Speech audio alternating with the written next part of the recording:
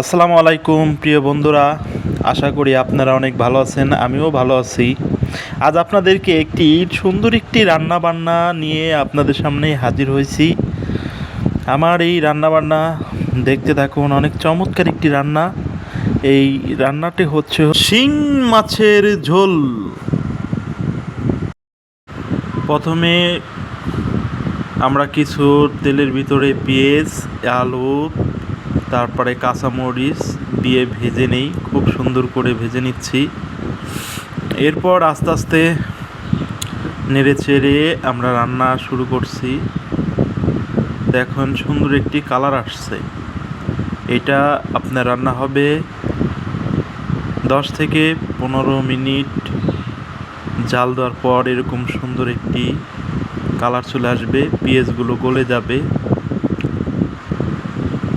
তারপর কিছুক্ষণ রেখে আর একটু জাল দিব। ততক্ষণ পর্যন্ত জাল দিব যতক্ষণ পর্যন্ত এটার ভিতর থেকে সুন্দর একটি ঘ্রাণ আর তেল না আসে, ততক্ষণ পর্যন্ত আমরা জাল দিতে থাকব। আস্তে আস্তে আস্তে আস্তে এটা যখন সুন্দর একটি শেপে চলে আসবে, তখনই আমাদের এই তরকারি রান্নাটার একটি চমৎকারভাবে এটি প্রস্তুত হবে। বন্ধুরা দেখেন, আমরা এখানে মশলার মধ্যে দিয়েছি জিরা, ধনিয়ার গুঁড়া, শুকনা মরিচের একটু গুঁড়া দিচ্ছি এবং পরিমাণ মতো লবণ দিয়েছি।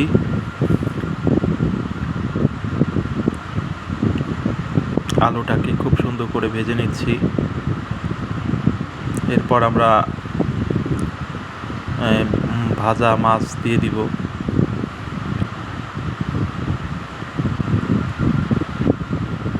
এই যে দেখতে পাচ্ছেন ভাজা মাছ। এই ভাজা মাছটা দিয়ে দিব তরকারির মধ্যে।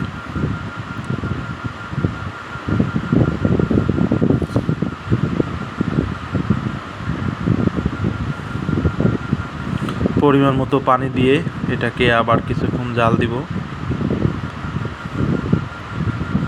তারপর নেড়ে কিছুক্ষণ আবার ঢাকনা দিয়ে ঢেকে দিব।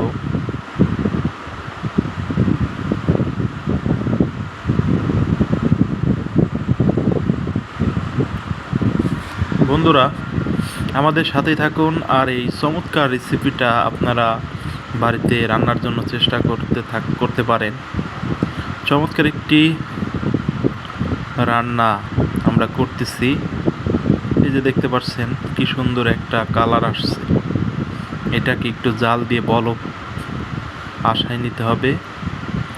তারপরে এই জালটা একটু চালাই দিলাম। জালটা চালিয়ে দেওয়ার পরে আমরা করব, ভালো করে জাল দিয়ে এটার ওই যে ফেনা ফেনা ভাব তো পানিতে, সেই ফেনা ফেনা ভাবটাকে শেষ করব ভালো করে আর কি। 2 বার বলক আনাই নেব। এভাবে আমরা একটু সুন্দর করে দিয়ে দিচ্ছি। দেখতে পাচ্ছেন চমৎকার করে এই রান্নাটা আমরা তৈরি করতেছি। বন্ধুরা আমাদের এই রান্নার সাথে থাকুন এবং দেখতে থাকুন। এই যে আর একটু পানি দিয়ে দিলাম। আর একটু পানি দিয়ে দিলে সেটা চমৎকার একটা ঝোল তৈরি হবে, যেটাকে অনেক জায়গায় সুরা বলে। দেখতে পাচ্ছেন চমৎকার একটি কালার চলে আসছে। তরকারির উপরে আগলা তেলটা ভাজছে, এবার ঢাকনা দিয়ে ঢেকে দিব। দেখতে পাচ্ছেন কিছুক্ষণ ঢাকার পরে তারপরে এই রান্নাটা আসলে একটা ঘ্রাণ বের হবে। এই রান্নাটা দিয়ে অনেক সুন্দর একটি ঘ্রাণ বের হবে। ভালোভাবে এই যে আলু সেদ্ধ হওয়ার পর আমরা মাছটা দিয়ে দিব। আমরা জাল দিচ্ছি ঢাকনা দিয়ে ঢেকে এই যে 5 মিনিট জাল দেওয়ার পরে আবার আমরা এটাকে উঠিয়ে নিলাম।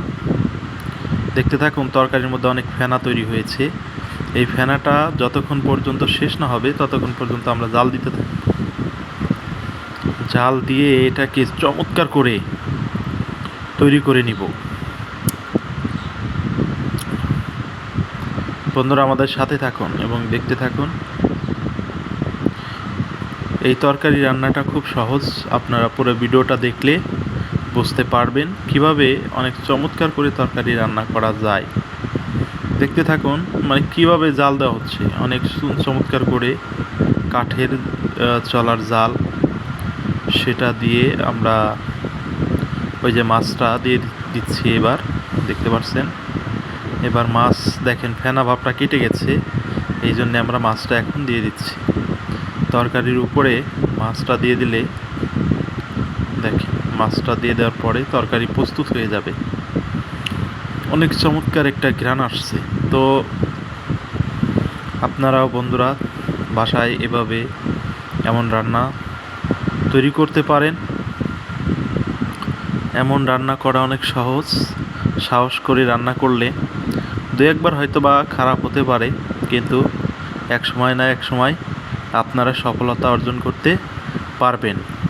রান্নাবান্না হচ্ছে শিল্প, আপনার হাতকে মেধাবুদ্ধি খাটিয়ে চমৎকার রান্না তৈরি করতে পারেন।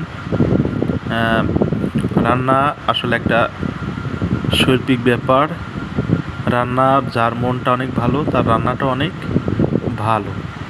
আসলে মন ভালো করে যারা রান্নাবান্না করে তারা অবশ্যই ভালো রান্না করতে পারে। এখন আমরা ঢেকে দিব। বন্ধুরা আমাদের সাথে থাকুন, কয়েক মিনিট আমরা ঢেকে দিব। এই যে আরেকবার উঠিয়ে নেই।